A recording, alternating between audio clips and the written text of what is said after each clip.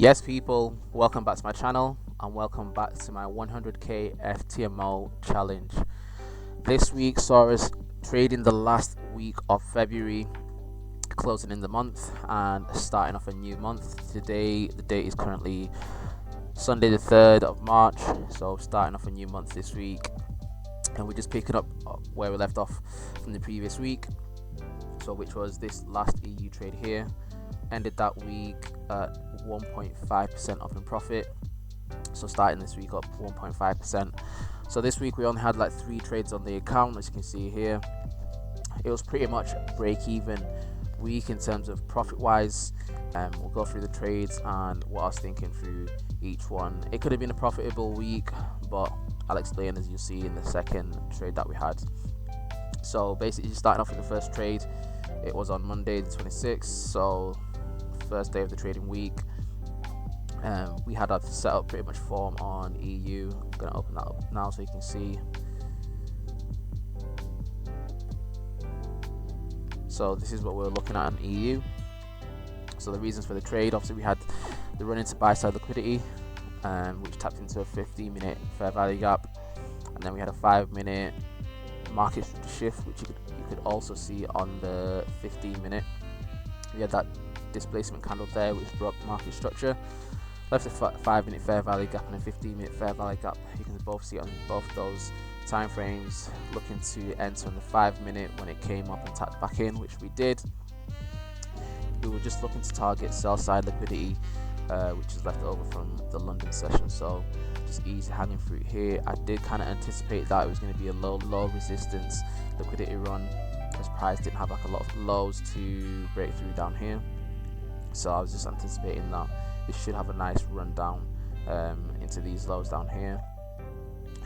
Other confluences also is that price was in a premium of the 1 hour swing move, and there was also like a 5-minute bullish market structure shift on the dollar, which obviously gave me more confidence that EU should be dropping if dollar wanted to go higher.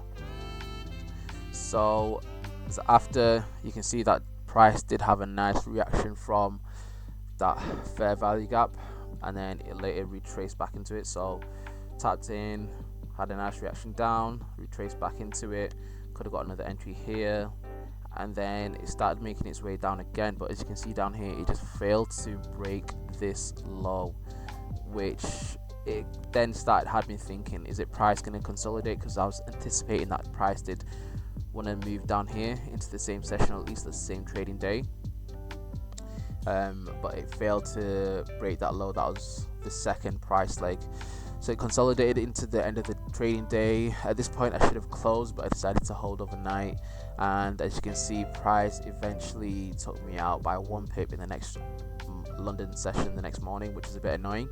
I only had 0.25 risk on this trade, which was good in terms of risk management, but it could have been a lot better because I was 50-50 about closing the trade once I saw very low volume in the market.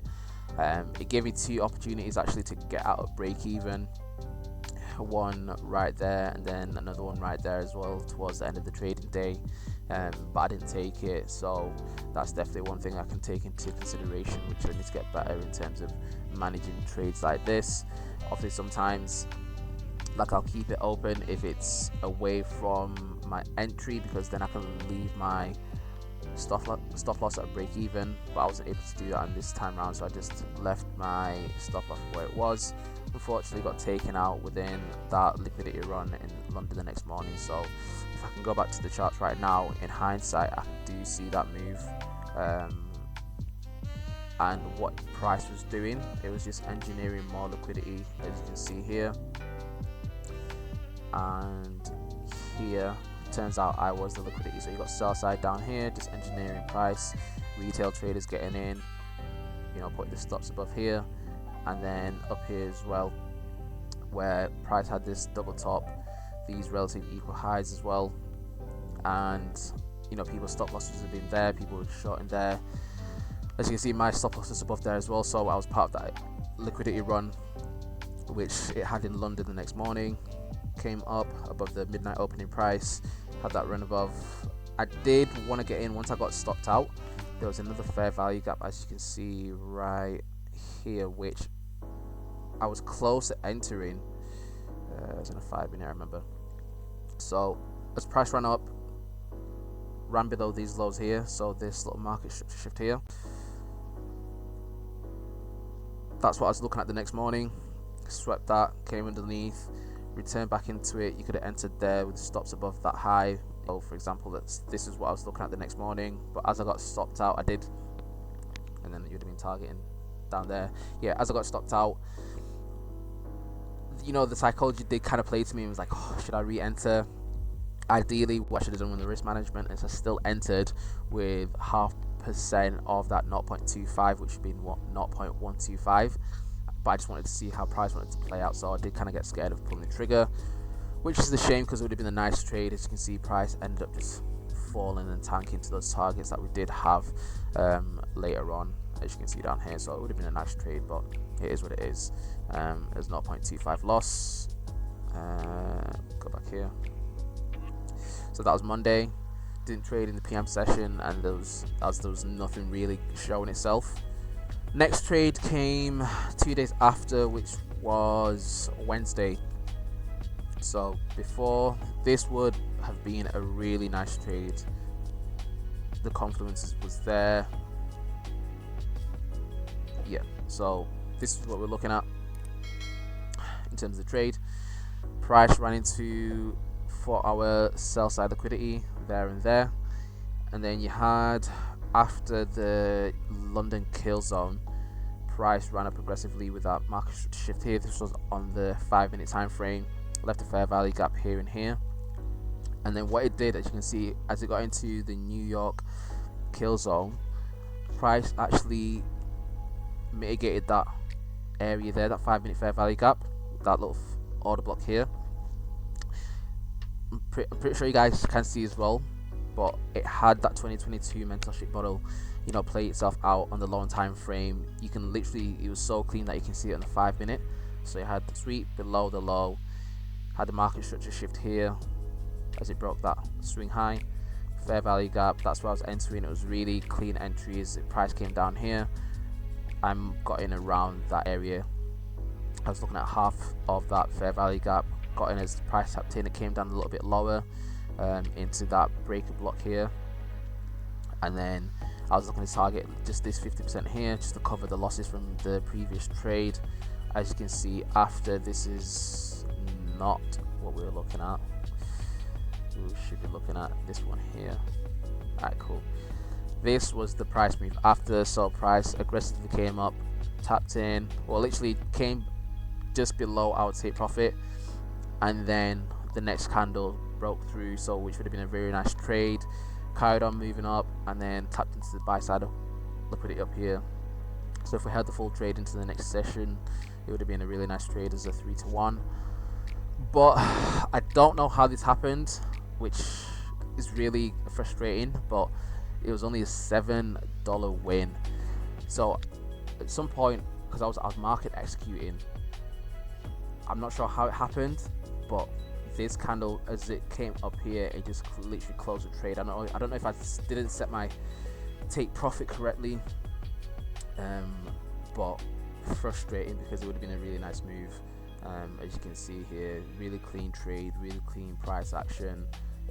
Price was just respecting those PD arrays and then just made itself, you know, made the move up. So a bit frustrating on that end, but what can you do? There's going to be more trades out there. Just happy that we were able to actually call that trade and watch the analysis play out. So it was nice to see. And then finally, the last trade of the week, which came on Friday the 1st. So as we opened the new month, would have been a new monthly candle. This is what the trader was looking at. So we had news coming out on this day. We had that impulsive move down, and then we had this kind of corrective price action back up into the range. So I was anticipating that price wanted to come back into the range at 50% or OTE at minimum, and then see what price wanted to do after that. So we had this clean run on lows here. Sell side got swept. You had the impulsive move above, left 1 fair value gap there, 2 and 3. I was anticipating and hoping that it comes down into this last fair value gap and then into this order block. That's the kind of trade I was looking at, and then just to target the 50% and a couple of pips above to fill in that fair value gap here. So as price came down, I actually waited for that candle to see what it wanted to do. This was just before the news release. It was dollar news at 10 o'clock, and this was at 9:15. This candle, I believe it was. So when it came down here into this order block, that's when I entered as price was coming down. Stops were under this low with obviously a couple of pips for spread and any volatility that price was potentially going to have with the news release. And then I was just targeting those highs. So as news came in, this is what we're looking at. I actually closed on this candle, so news opened up, price shot up under dollar, price swept the highs and then had a reaction lower, so I was anticipating a potential reversal, like I said, into the range. The dollar took out the highs and then began to react lower, so I was hoping for that then to give EU the push up, which it did. It covered my first loss on the week, which I was happy to close then. Ideally I could have kept it open, but with price movement being around that news time, it could have easily just wicked up that side and then wicked down. You just don't know what news is going to do. You can anticipate as best as possible, but I just wanted to cover my losses from the previous trade, get myself back into a break-even position for the week, and then go again with a brand new week coming up this week. So I did leave money on the table. As you can see, price moved up all the way up here past OTE, past the equilibrium, tapped into the order block up here, and if you look at the charts with the current price action as it is right now, this is where it ended and closed on Friday. This was Friday's trading at the end of the trading day, so this would have been the position, let's say, if we closed at the trading day, but that's obviously hypothetical in hindsight, because price could have easily just, forget this, price could have just swept those. Try that again. Price could have easily just swept the highs, came back down, and vice versa. It could have just easily took me out here, then went up there. So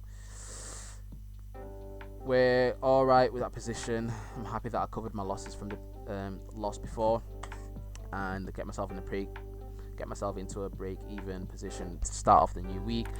Still starting the week off at 0.148. So overall lost about like $20 on the account for the week, but we'll consider that a break-even week. And then we'll just go again this week to start of a new week. So we'll start of a new monthly candle. We'll see what price wants to do accordingly. We had the news on Friday, so Monday's trading is going to be interesting to see if there's any opportunities there. I don't think there will be, but if they're clean enough, then we'll be participating and see where the week goes. Definitely takeaways I can take away from this week is this position here, where I could have definitely managed it a lot better. Or was it this one?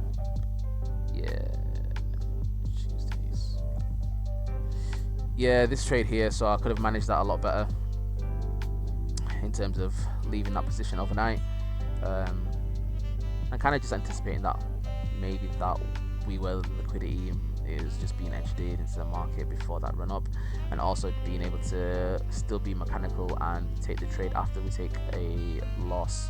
So that would have been a nice trade there, just to target those lows, but yeah, hopefully that's a quick video for this week. Nothing too crazy.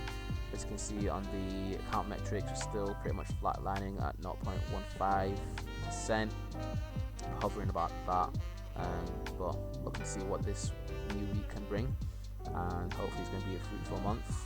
All the trades are still being logged every single week. Yeah, that's all for it right now. Apart from that, as always, peace, love. See you on the next page.